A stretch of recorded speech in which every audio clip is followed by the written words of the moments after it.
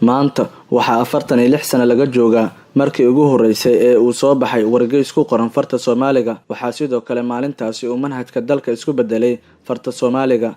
Goobjoog waxa ay shacabka dib u xasuusinaysaa sooyaalka taariikhda iyo heerarkii kala duwanaa ee uu soo maray qoraalka farta Soomaaliga iyo heerka uu maanta taagan yahay.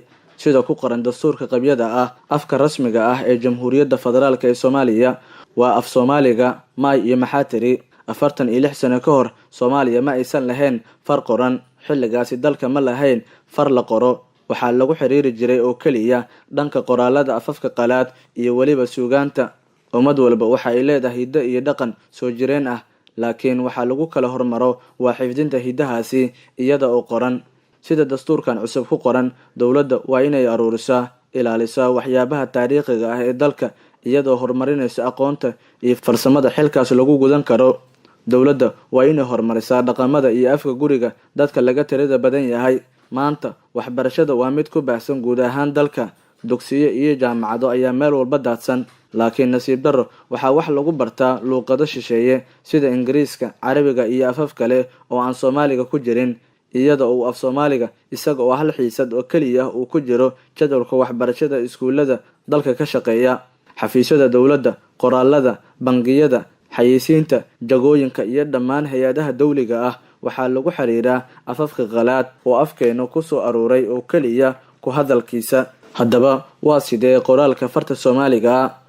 1920 ayay ahayd markii la soo bilaabay hindisaha qorista rasmiga ah ee afka Soomaaliga. Ilaa xilligaasi waxaa lagu taamayay in si rasmi ah loo qoro. Cusmaan Yuusuf Kendiid oo ka mid ahaa dadkii xukumayay beelaha Soomaalida qaarkood, fadhigiisuna oo ahaa magaalada Hobyo, ayaa waxa uu soo saaray far lagu magacaabi jiray Cusmaaniya sanadkii 1922.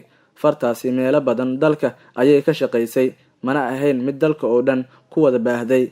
1950 ilaa 1960 waxaa socday dood ah sidee loo qori lahaa afka Soomaaliga. Waxaa jiray loolan badan, rag badan ayaa dadaal sameeyay. Waxaa lagu muransanaa ma Carabi ba mise waa Laatiin.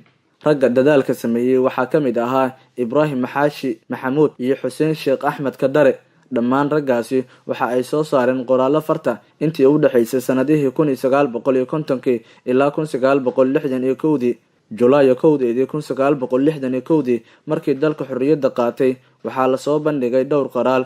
Waxaa ka mid ahaa farta Shire Jaamac Axmed oo Laatiiniyad ahayd iyo faro kale. Tanina waxa ay ka dambeysay kadib markii dowladdii xilligaasi jirtay ee Allah u naxariistay madaxweyne Aadan Cabdulle Cusmaan ay soo saartay guddi ka soo baaran dega qoraalka farta Soomaaliga.